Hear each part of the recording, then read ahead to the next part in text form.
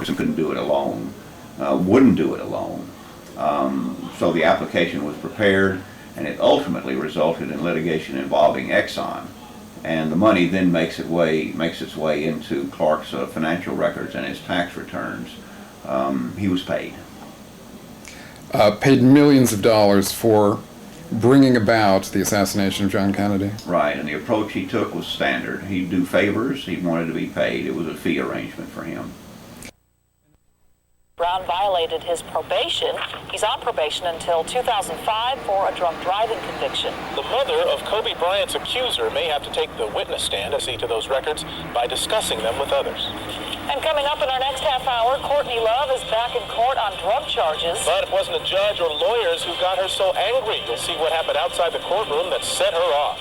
Every child should go to public preschool. That's the plan launched today. Oh, baby. I'm live at 5. Worst season for drinking and driving, but some people I'm live may at 5, baby. get behind the wheel drunk than others. We'll tell you what's being done to change that. That's all about moi. Tokyo, the Motion Picture Academy announces one of next year's Oscar recipients. Today's Hollywood Wrap.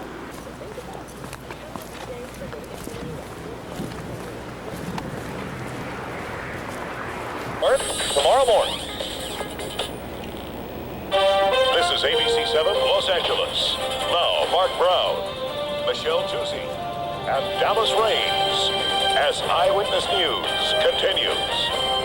Singer and actress Courtney Love appears in court on felony charges that could send her to prison, but it's what happened outside the courthouse that got everyone's attention.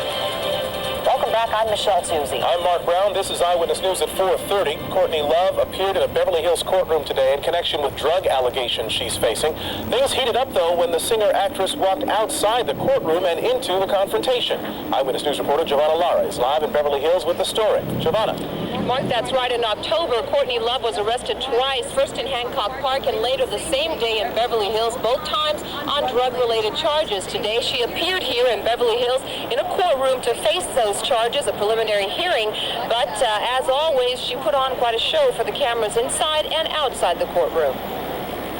Pretty in pink, Courtney Love appeared in court just long enough for her lawyer to request that the preliminary hearing be postponed.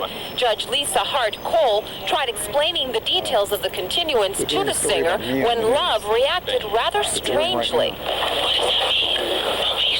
does that mean?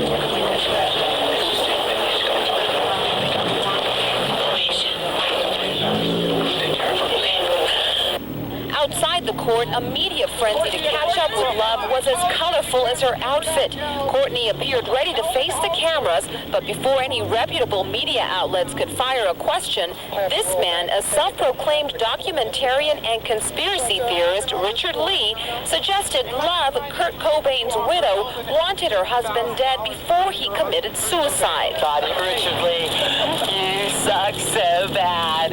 With that, Love headed for her car and left the courthouse, still facing 2 felony charges for drug possession and a misdemeanor for being under the influence of a controlled substance.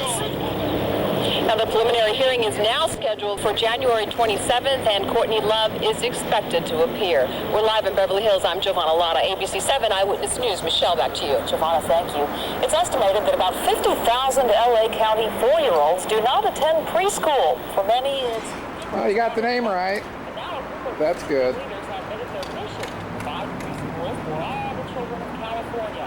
Eyewitness News reporter Sid Garcia joins us live from Echo Park with the story. Sid? I said dude,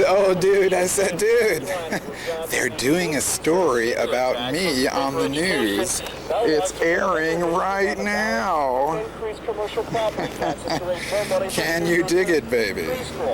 Some say it's a great idea. Others are saying an increase in commercial property taxes could be very bad for business.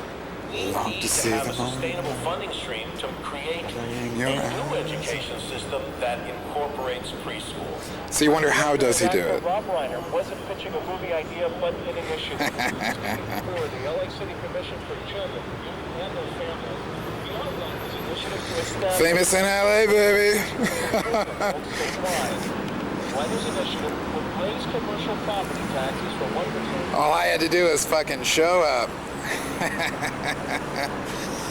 Show up and do my thing. Shook my groove thing in this town for a couple hours already. I'm live at 5. Or in this particular case, strangely enough, I'm live at 4. Don't ask me why. I don't know. Why I'm live at 4, on the other hand.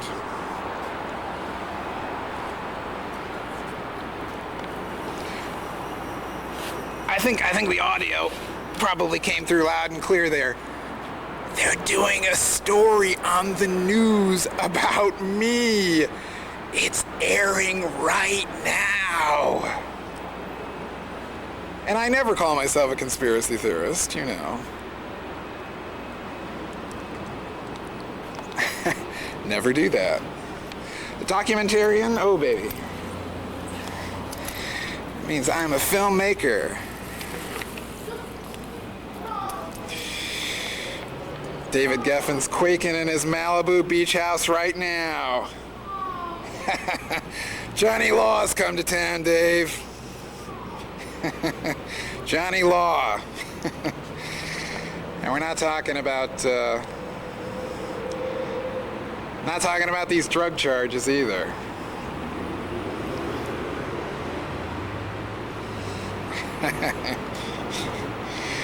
Watch out, dopers. Watch out, murderers. Johnny Law's in town.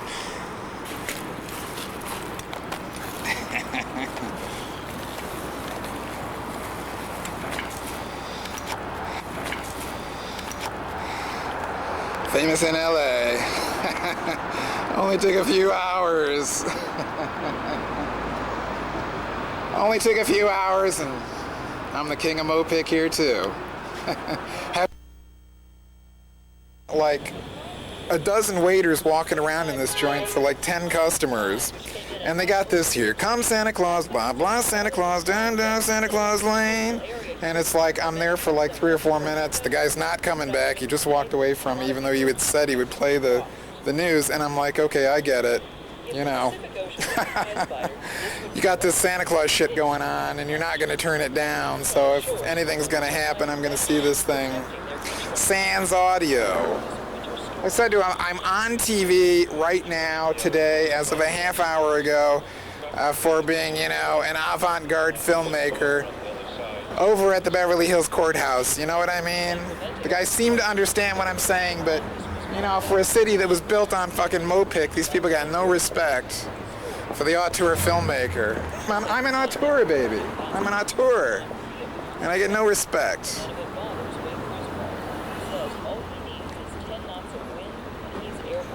Hollywood has never had respect for the auteur.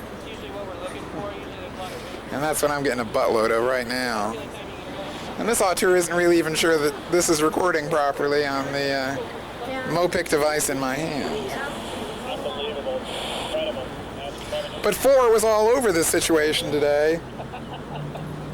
That blonde guy smoking the cigarette from 4 was the first guy to approach me, and I gave him some kick-ass sound bites, so I think he's all over it, and I think, you know.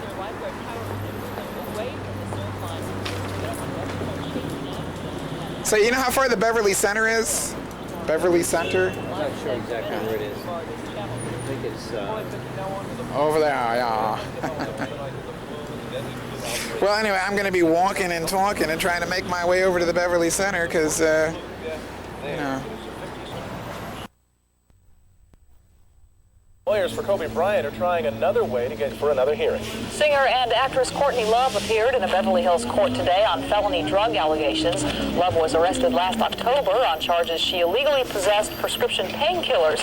The case was continued at today's hearing, but outside the courthouse, Love was confronted by a self-proclaimed documentary producer, Richard Lee, who suggested Love wanted her husband, rock star Kurt Cobain, dead before he took his own life. Your husband, Kurt Cobain. Oh, God, Richard Lee, you suck so bad. Love then headed for her car, her criminal case put on hold until another day.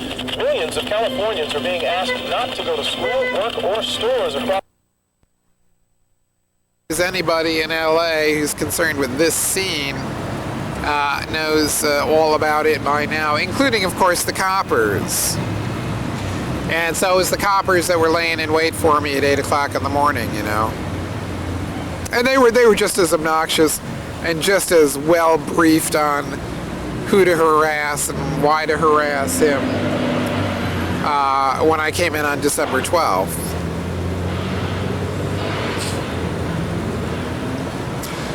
Which is also for a hearing that Courtney Love didn't show up to.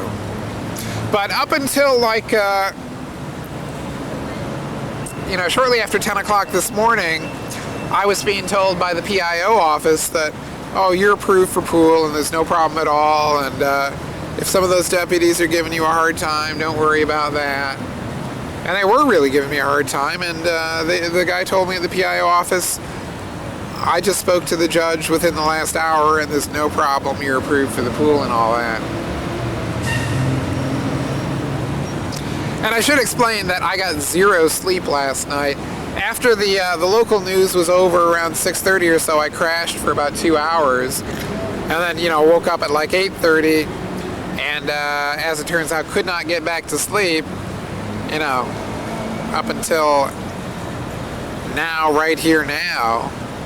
And that's just because of the flight thing and, you know, sleep schedules. And I guess it's just the simple phrase for it is jet lag. Plus the big adrenaline rush and all of the physical exertion yesterday. And so, anyway, zero sleep is what I'm functioning on here. And that does sometimes negatively impact the monologues a little bit, but I've been going for about 25 minutes and I think I'm still going strong here. And so, like I concluded the last monologue, I knew that I'd be up for some Major League LA bullshit, and you know, these guys, as you can see in the tape that I shot with the other camera persons there yesterday, you know, they had a pretty smirky attitude, and you know, just to reiterate what you've seen already, KABC, rather than sending out someone a little bit more mild-mannered, they send out some guy. The guy they replaced with the 200-pound gorilla is like a 300-pound gorilla, and he's just as almost as obnoxious as the other guy. Oh, that's my other little theory on why ABC is giving me this major play, is because they're terrified that I'll file a lawsuit based on the police report, which I only obtained yesterday, which does explain, you know, the witnesses to my assault and all that, and how it is the fault of the KABC camera person. I mean, it looks pretty strongly in my favor. And, excuse me, from the assault that occurred on December 11th, out there in the presumably usually more civilized environs of Beverly Hills.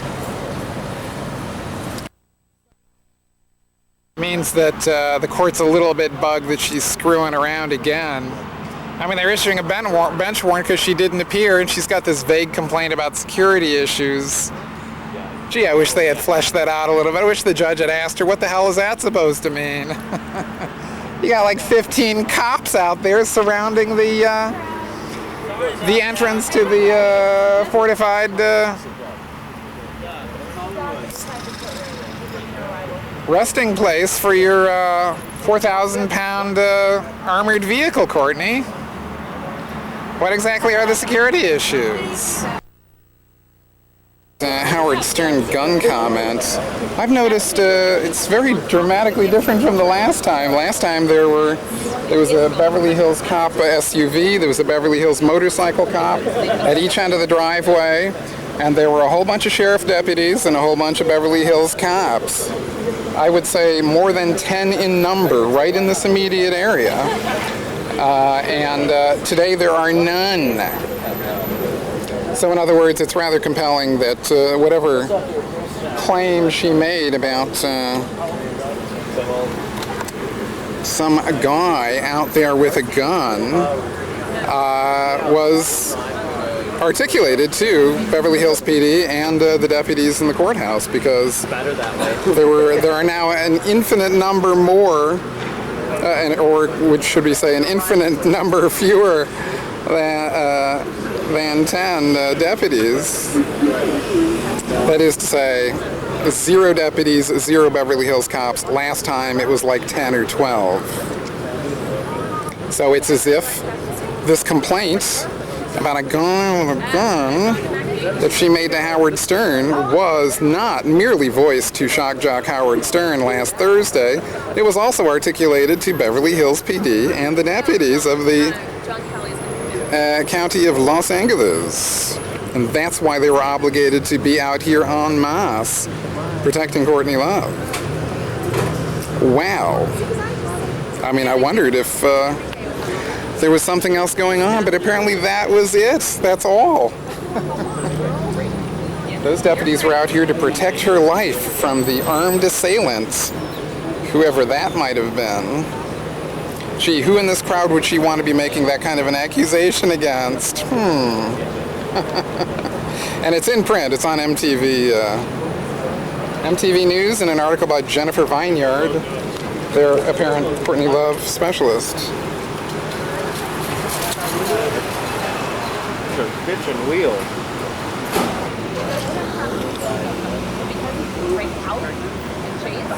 Yeah, 'cause she used to strip at what, like Jumbo's Pawn Room or something? And it became this huge fight, and like all this.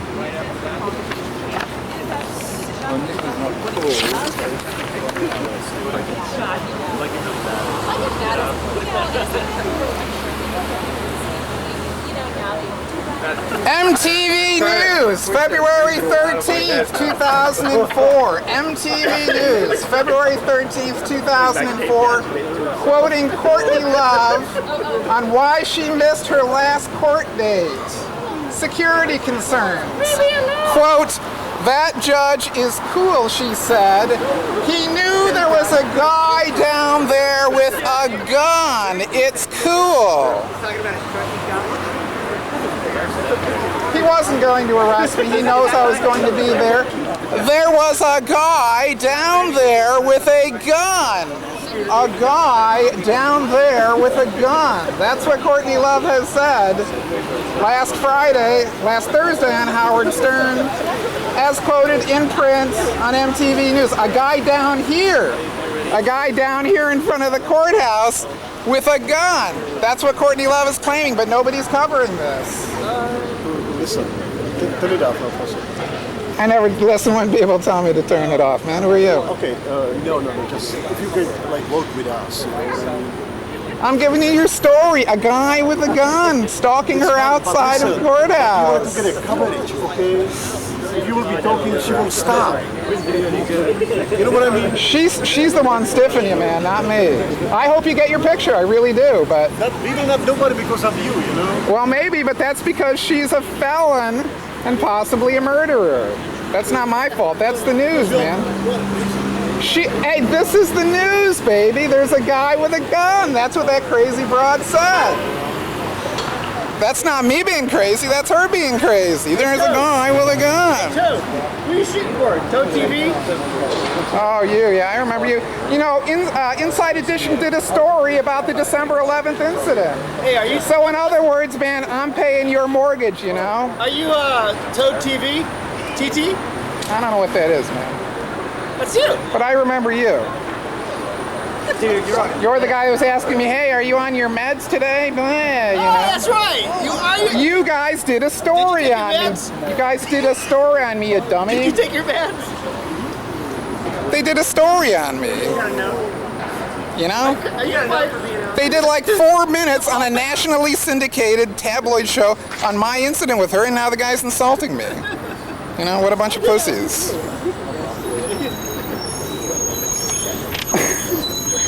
A guy down there with a gun. There was a guy down there with a gun. I gotta tell you, I screamed when I saw this, you know, because I knew that security concerns probably meant me. And I also know that the anti-harassment laws in California protect the press, unlike the anti-harassment laws in Washington. So if she wants to build up some 50-foot, 100-foot, 100-yard border between herself and myself, her allegation is going to have to be a whole lot more substantial than Novoselic's. She can't say I experienced annoyance at Mr. Lee's presence and get some 5-year restraining order. There has to be a real legitimate threat of physical safety, unlike in Washington State. And so she kites this colossal lie that the judge let her out of the hearing because she's being stalked by Mac Wallace and Lee Harvey Oswald out there in the parking lot, you know.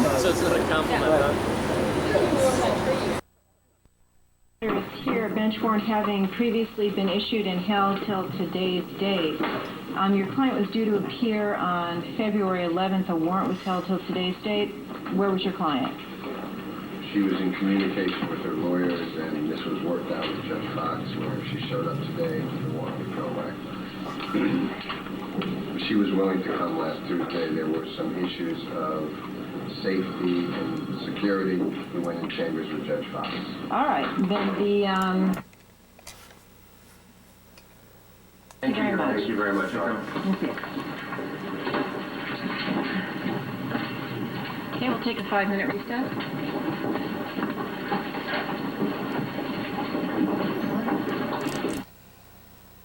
Showed up in a Beverly Hills courtroom today. Jamie Chambers was there for her hearing on drug charges. All right, what's the people's position? Courtney Love, under the threat of a bench warrant, showed up in court today. She was late, but the judge extended her arrival time. She made it at the last minute. She was calm, collected, and even smiled at cameras. The rocker and sometimes actress missed her last hearing because of what her attorneys say were security concerns. After the last hearing, a self-proclaimed documentary video maker shouted accusations at her. Today, the same man chased her car as it left.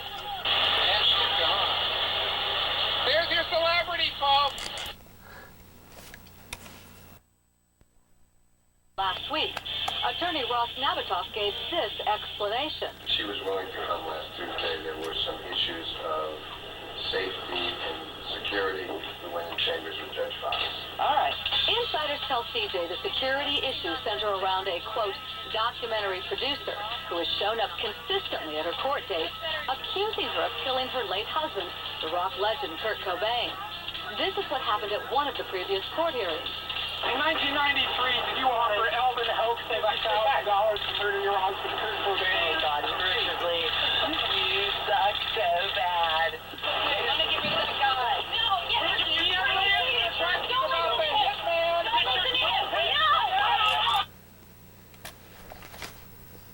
Give us any clue as to what those insiders were, who they were, what was the deal on the insiders? The security concern insiders tell CJ that the security concerns center around a so-called documentary producer. But I mean, why won't you back up your story? Why do you want to be obnoxious? Doesn't he make friends? I know, but that was a story about me, Pat. It was a story about me. Saying this. You gotta get it together. I'm never a big judge. No. Alright? I gotta get it together. Yeah, I gotta get it together. I gotta go on tour. Why didn't you show up to court? I didn't show up to court because it's just me and all those crazy people were there and they had to have court dates. And when you have to play the game, you're not playing it. That judge is cool and he knew there was a guy down there. It's fine. It's like, if they clear the bench warrant, it's a chill bench warrant. I'm gonna arrest me. He knows I'm gonna be there. There was a guy down there with a gun. He was ready to... And then I had to go through this. I mean, I had to go through this again with the McAvoy guy. And he says, you know, we're not going to just take this, whatever this is that you got off the internet and start a big investigation about it. This is where you got this, right? Off the internet, isn't that right? I said, not exactly. And he says, what do you mean not exactly? I'm looking at this. This is obviously off the internet. And I said, well, sir, this is published by MTV News. This is the Paramount Viacom Corporation. It's one of the largest and most successful corporations in the county of Los Angeles. And most people would consider this a reliable journal of news. And at this point, he cuts me off and he says, you know, I don't appreciate that at all. And I don't think I can continue this conversation with you because you're being sarcastic. And I said, well, you know, I don't know if I'm being sarcastic or not. I'm just telling you this is MTV News, and he says, I asked you if this was off the internet. Answer me yes or no. Did you get this off the internet? And I said, what most people mean by something off the internet is something that's anonymous and impossible to trace back to its original source and unreliable. If that's what you meant, it's not simply off the internet. This is a large television network and one of the largest communications corporations in the world, media corporations, Paramount, Viacom, and this is their news division at MTV. And he says, well, you're being sarcastic, and that's what we need to pay attention to here. I'm not here to take your abuse. And I'm not going to take your abuse. And you are being sarcastic. And I think I said, well, maybe a little, but there are degrees of sarcasm, and this is a very important issue. I'm trying to make a point, you know. Anyway, of course, obviously you understand that what the point is, as this thing plays out, of course, is there's the threat of a mass slaying kind of hanging out there, and but to be, to be on America's little television hearth and home, The Tonight Show, bellowing out, I am the center of the universe, especially under these circumstances. What can you say? What I was really getting at as to the visceral feeling about this thing being here tonight is just the absolute triumph of profit above all. That seems even trivializing it, you know. I'm not suggesting we interfere with NBC's right to make a profit. On the other hand, I have great hostility toward the idea that they're interfering with my ability to make a profit, because that thing 2 weeks ago, 12 days ago, scooped me, you know. It was just a malicious corporate takeover of the thesis of Kurt Cobain Was Murdered, that they were going to give big play in front of 20 million people or so on a Friday night.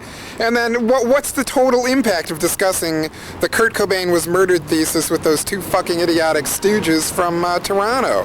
What's the total net result of that discussion of this important public issue? Public interest issue, criminal justice issue.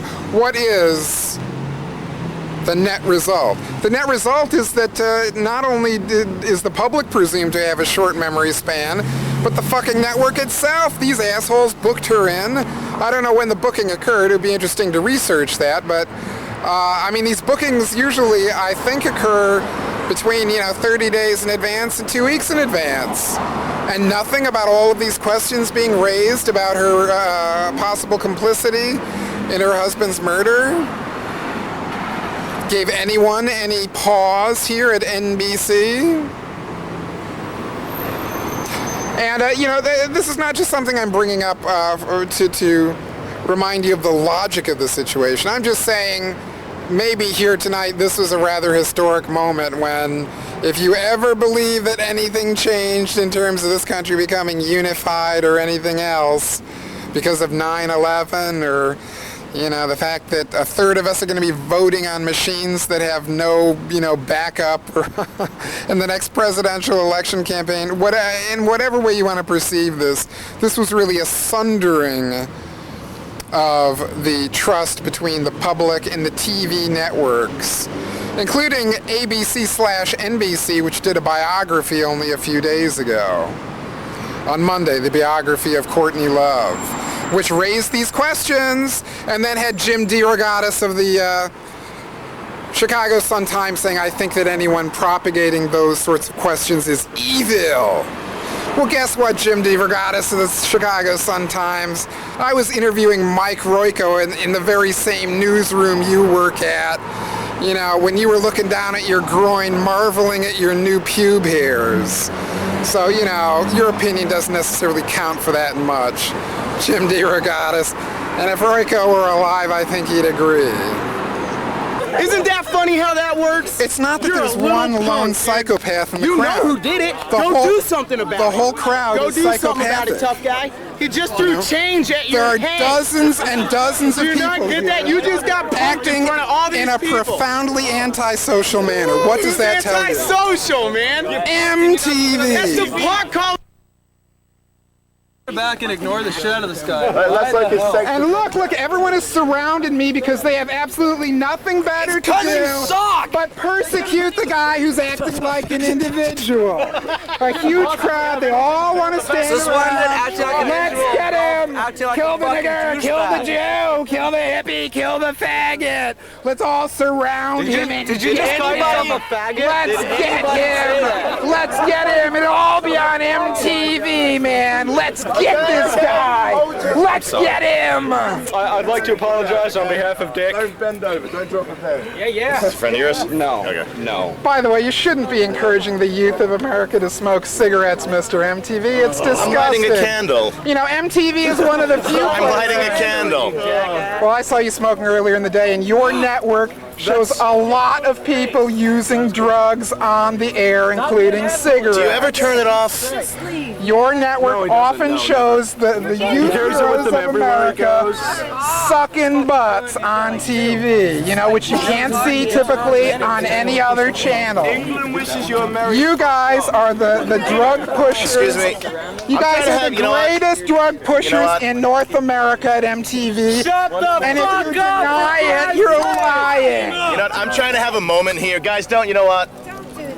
Remember why we're A here. moment. Oh, Mr. MTV wants it all to be peaceful and mellow. All right, you know what? Rip him to fucking shreds. I don't care. Leave his limbs scattered, and then 10 years from now we'll celebrate that. Yeah! We can tear him apart and sell him on eBay!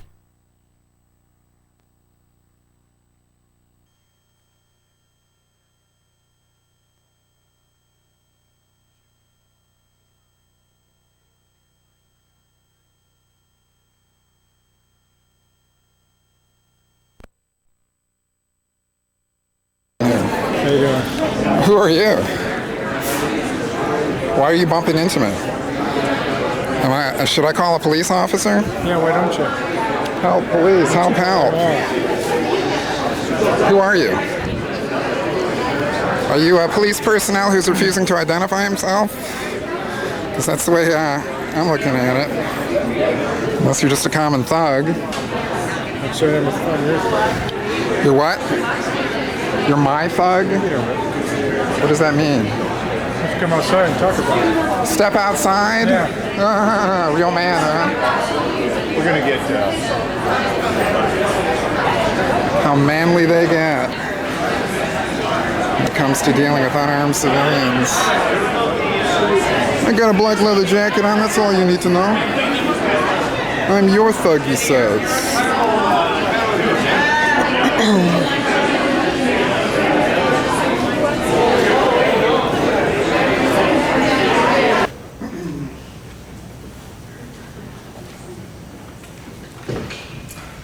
Mr. Licata, I understand that you took a meeting with Chief Kurlikowski on March 26th, and I just attempted to ask Mr. Kurlikowski about the nature of that meeting in the lobby, but unfortunately I was physically restrained by an Officer Novak before I really got the opportunity to ask him the question clearly. So perhaps you could apprise us of what occurred on the 26th of March in your monthly meeting with Chief R. Gil Kurlikowski. We review current topics. Is there a particular topic in mind that you'd like to know about? Right, rather than a general description, I'm asking specifically about the 57 or so pages of documents that I provided to you in February, conclusively demonstrating police complicity, Seattle police complicity, in the theft and mutilation of body parts of one Seattle resident, Kurt Cobain, in 1994. Right. You know, that topic did not come up in the conversation because of limited time, but I am going to be meeting with him later this week. I think it's this week, and I will bring that up. Well, is there any indication you could give us as to why it is that Ms. Herbold assured me over and over again that it was going to be discussed in March and that it wasn't discussed? Often there's many items on an agenda that we just don't get to, and this, unfortunately, just didn't get to it. Well, there was a statute of limitations concern attached to that, and it was pretty clearly stated. Let me just bring up one matter in dealing with Ms. Herbold, your legislative aide for police matters, and that is that Ms. Herbold made it abundantly clear to me that both you and she are very resistant to reading the materials that I provided to you. Her communications basically hinged on the definition of the OPA being the Office of Professional Accountability. So who would I be, or who would Councilmember Licata be, to question the professional opinion of the Director of the Office of Professional Accountability, which seems to be saying that she's not willing to read the materials that I provided because she's already received some sort of assurance from the Director of Office of Professional Accountability that nothing can be wrong in the Seattle Police Department, certainly not in her division.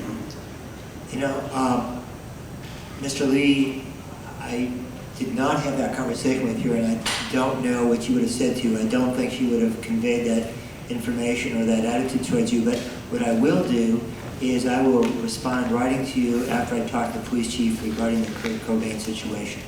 And in addition to responding in writing, can you give me your assurance that you will review the key materials provided to you several months ago before going into the meeting with Kulikowski? No, I've actually looked through it, and so I can give you that assurance already. I've looked through that material.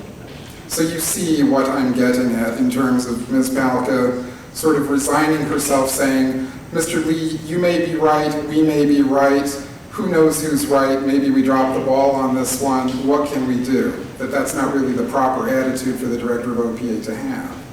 I'm not going to comment on what actually she may or may not have said. If you believe that she did not cooperate, then I would encourage her to, respect you as she respects all the citizens that come forward. Unfortunately, your time is up, but I will be getting something back to you in writing. Thank you today for appearing. Well, the key issue at hand, sir, just to direct you in the precise right direction, is the severity of the allegations. All of police work in the city of Seattle is supposed to be allotted as far as resources for investigation based on the seriousness of the allegation. And certainly the Seattle Police Department having complicity in the murder of this person or the profiting of the murder from this person's death could not be a more serious allegation, and for them to classify this as a contact log, meaning no investigation was done, is clearly improper. Thank you very much for your comments. Thank you. Oh, hi, Ms. Palka. So I wanted to ask you just a couple of questions here about conversations we had last year. And you know what?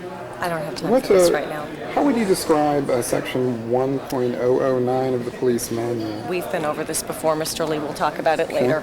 Okay. Well, when exactly later would you like to discuss it? Oh, much. Okay, much. very funny. Yeah. No. Let me ask you this. Today, only today, I brought up your comments of June 25th of last year.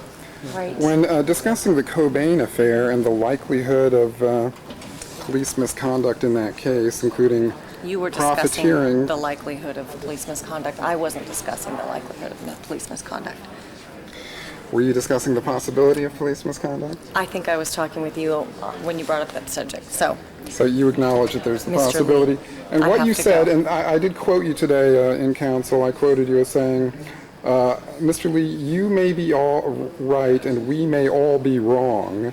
Mistakes will be made.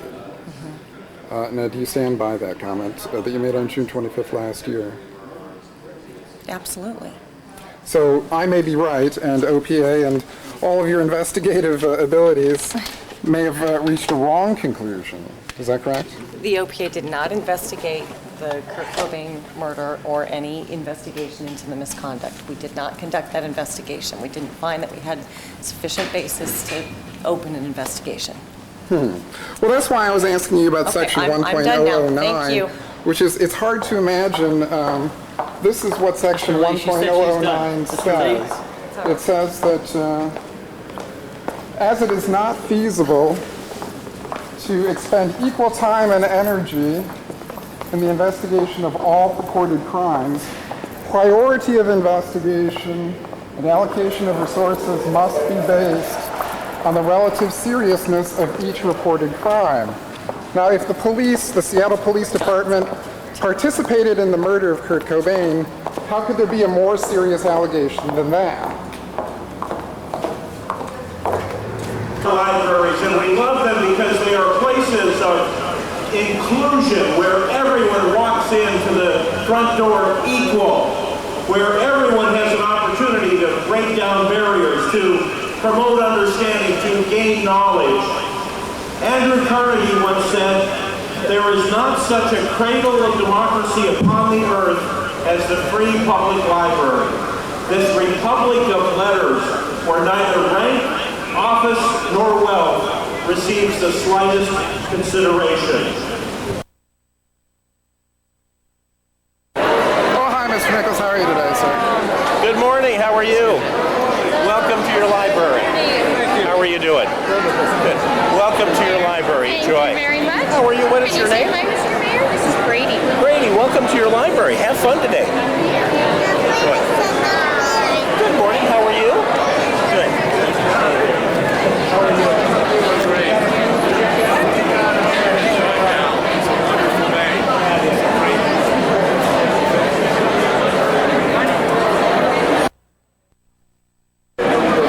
Thank you very much. My pleasure. Sir, could I ask you to direct your attention to this document? Why are you touching it? Sir? Mr. Nichols? I know, but he can be busy with this too. Will you have a few minutes here, Mr. Nichols? Good morning. Welcome to your library. Good morning. Welcome to your library. Hello there. Sir, this is a letter directed to you personally at your mayoral office from last September. Good morning. Sir, this concerns the lack of the ability of the OPA to conduct an investigation into official corruption at the SPD. Why are you vacating, Mr. Nichols?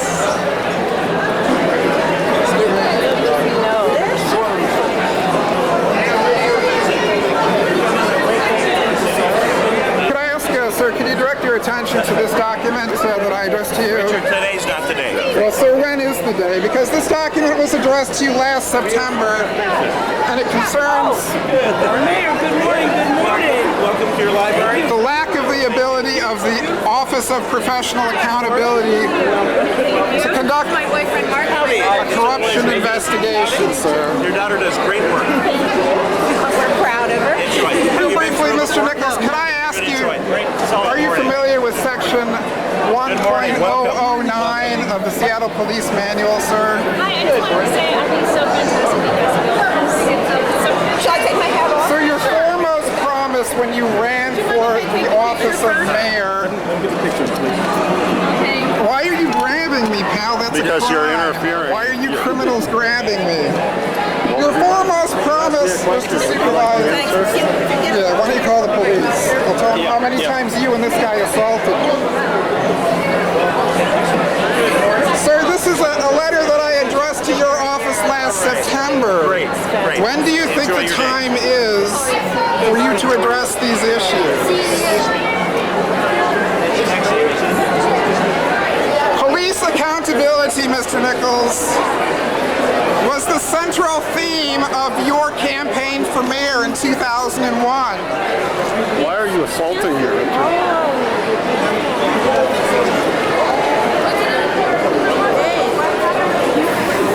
Who are you, pal? Who are you? Who are you? I got ID on, do you? Yes. Who are you? What's your name? Officer Wall, W-A-L-L. Why are you assaulting me, Officer Wall? Why are you assaulting me?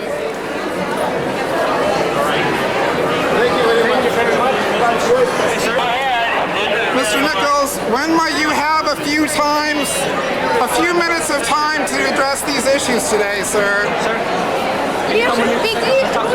Well, you're library security, right? Yeah. Come on. Why are you grabbing me? Yes, sir. Mr. Nichols, these questions are questions that need answers. officers. 31 children's section. You are not merely a politician, sir. You are also the chief executive of the corporation known as the City of Seattle. Why are you grabbing me, Al? Let me go. Children's section, Sam 1, children's section.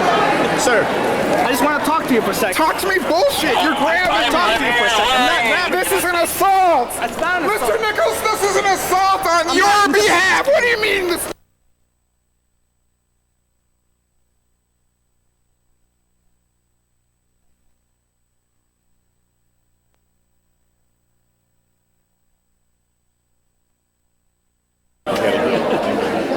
Well, hi, Sam, Mr. Sims. How are you today? Fine, how are you today? You're running for governor now. I am. And congratulations on that. Thank you very much. And so I wanted to direct your attention to this document here. It's addressed to you, and it's from March 11th, just a couple of months ago. And it's titled, The Need for a Federal Corruption Investigation and a Public Inquest into the Kurt Cobain Death Case. Have you read this document, sir? I have not. Okay. Well, it's addressed to you, sent certified mail. Persons in your offices assured me that it had arrived. It concerns the case of Kurt Cobain, the homicide decedent from 1994. Yes. And evidence that has developed in recent years that personnel of the King County Medical Examiner took part in the criminal mutilation and looting of Cobain's body at the funeral home. This is all based on evidence by Cobain's wife, who published this in a 1,200-word narrative that was published on the internet on her personal website. So there's very strong evidence. She says that the ringleader of the whole gang that mutilated her husband's body and stole his body parts, including all of his hair, that those persons, or the ringleader of that gang that did those crimes, was an employee of the King County Medical Examiner.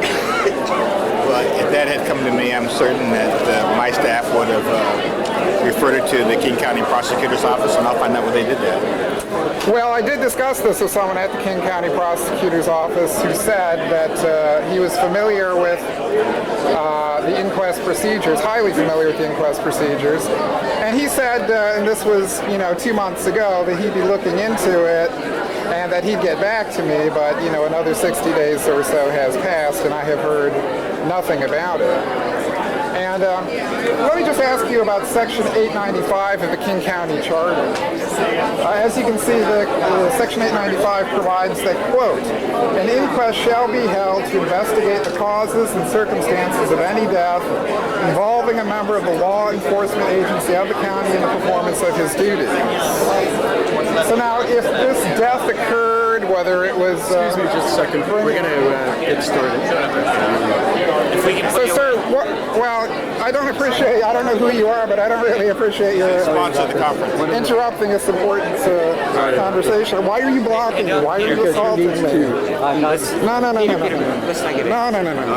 No. Give him a chance to answer the question, pal. You're not the King County executive. Excuse me, sir. Mr. Sims?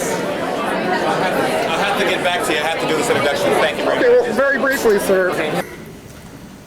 Good afternoon, Councilmember Licata. It's now mid-July, and I've been addressing concerns to you in writing and in these sessions for the last 5 months on the subject of the scandal, particularly the details that have emerged in the last year surrounding official corruption in the Seattle Police Department and other government agencies in the death of Kurt Cobain.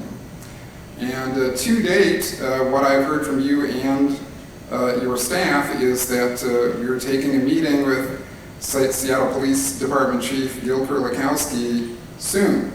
It's usually phrased as next week. So when do you think that meeting might be occurring? Richard, we did have a meeting. I did bring up your concerns regarding the Kurt Cobain incident and death investigation or non-investigation. The police chief's position is that that case has now been closed. I appreciate the volume of information you produced, and the police chief and I both looked at it.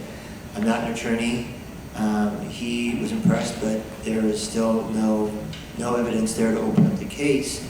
If you have a complaint regarding the actual conduct of the police, then I would recommend that you can file a complaint with the Office of Professional Accountability. You must be kidding. I mean, haven't you heard any of what I've said to you the last several months? The Office of Professional Accountability is oblivious to this matter because their conduct in this case has been disgraceful.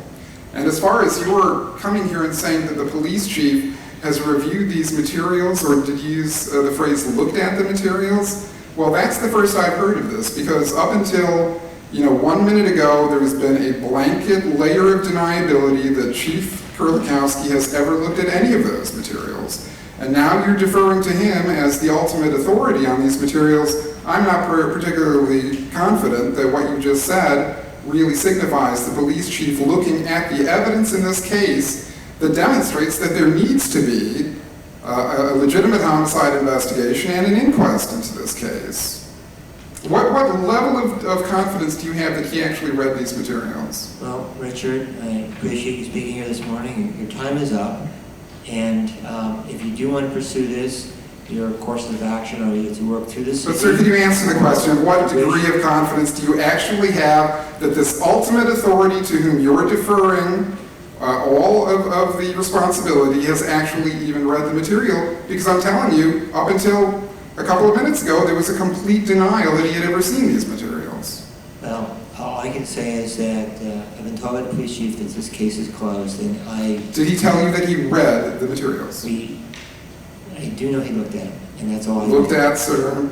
But thank you very much for coming this morning and expressing your concern about this situation. We will have to move on to the next speaker. When this occurred in 1999, when the original Cameron Davis scandal occurred, there were open hearings in Seattle City Council where the police chief came to the City Council and was videotaped being questioned by council members on the Cameron Davis scandal. Now this is the second Cameron Davis scandal and even a bigger one. And you delayed this for 5 months and now you're saying, well, I had some kind of a conversation in which he conveyed some kind of vague information for me, case closed. Thank you. We should, the next person, please. What is the likelihood of having open hearings? Thank you. None at all. That's what I'm hearing. I'll answer one question, Richard. One question. Have at it. I got to run, though, so. You're the Chief Operations Officer of the Seattle Chief of Operations, yes. This has come up as a significant issue in the Kurt Cobain case in recent months with my dealing with the OPA, and that is Section 1.009 of the Seattle Police Department Policy and Procedures Manual. Are you familiar with this section, sir? The citation doesn't leap to mind, but hurry up with the question, Richard. Okay. Well, it seems to be, in a lot of ways, the central governing principle of police work in Seattle, so I would have thought they'd be more familiar with it. I would disagree. The central governing police principle is the mission statement of the police department. Well, I've seen that too. And it reads this way, Deputy Chief Kimmerer. As it is not feasible to expend equal time and energy in the investigation of all reported crimes, priority of investigation and allocation of resources must be based on the relative seriousness of each reported crime. However, all reported crimes will be investigated to the fullest extent possible. Now, I have in recent months reported that Seattle Police Department officials and King County Medical Examiner officials actively engaged in covering up the murder of Kurt Cobain and related crimes, including body mutilation and grave robbing, both of which are very specifically detailed in a videotape of the crime that's held by the widow. And yet this case was brushed off by the OPA, the Office of Professional Accountability, as a contact log case. Contact log meaning that no investigation was ever initiated, no witness was ever contacted. Is there a question coming here, Richard? People do ask questions that are of kind of greater brevity, so. Doesn't 1.009 of the Seattle Police Department manual, which specifies that investigations have to be allocated, resources for investigations are allocated based on severity of the allegation, conflict with what is actually going on at OPA in this case? I don't know what that means. Look, the Cobain case has been thoroughly investigated. Reasonable people. Well, it was not investigated at all. Are you going to let me answer the question, Richard? Or are you talking about the 1994 case or the new evidence that came to light last year? Are you going to let me answer the question? Are you familiar with the evidence from last year? Are you going to let me answer the question? This has been thoroughly investigated as a matter appropriate for what has been referred to the department. People don't agree with your theory, and there is substantial evidence that lead them to that conclusion. So well, I have no I'm sorry idea that what substantial evidence is. I'm sorry that people disagree with you, Richard, but there is a body of evidence that says very clearly that your idea about all of this is wrong. But how can you have in an office that was your question. Investigative that was your question. Internal investigations that in fact does not do an investigation? I've got to run. Isn't it true that you do no investigation in 2/3 of all cases? Isn't that true? Absolutely know what that is. 2/3 of all cases are contact log cases, correct? Richard, you probably should get back to the busy activity of interviewing yourself. But that I've is true, answered your sir, question. isn't it? You brush off 2/3 of all cases with no investigation whatsoever, including an allegation of murder, participation in a murder by the Seattle Police Department. No investigation, Mr. Kimmerer. Deputy Chief Kimmerer.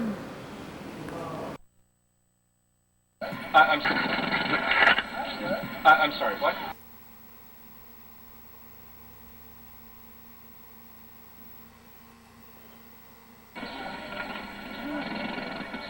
Excuse me. I'm sorry, what? Hey, good to see you. Thank you. Mr. Locke, can I draw your attention to this document for just a moment? I really don't have time, so okay, well, it'll only take a minute, sir. This is concerning the Cobain homicide case, which occurred when you were the King County executive in 1994. Okay. What car are we in? We're down here. All right. So can I just ask you to look at the document? I really don't have my glasses on with me right now, so I can't see it. So, thank you for your letter of September 18th, 1995, and a second copy of your report on the death of Kurt Cobain. I have reviewed your written materials as well as Sharon Stewart Johnson's correspondence to you dated January 17th, 1995. You'll have to really talk to the police department about that. Okay, well, so just thing I wanted to ask you about is this sentence. Let's get in the car. All right, thank you. Bye-bye. Excuse me, sir. Back away from the car. I have been informed that Dr. Harrow's article on shotgun wounds has been accepted for publication. So why don't you roll your window down? You have just a moment to answer the question. I have been informed that Dr. Richard Harris' article on shotgun wounds has been accepted for publication, and one will be made available to you.